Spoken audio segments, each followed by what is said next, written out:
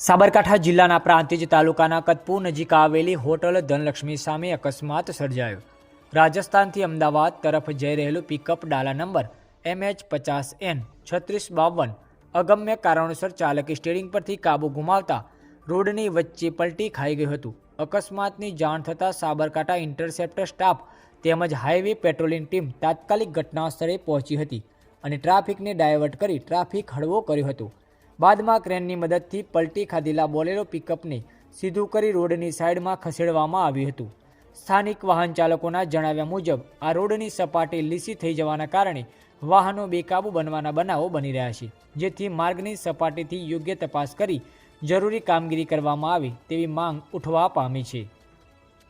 અહેવાલ અલ્પેશ નાયક।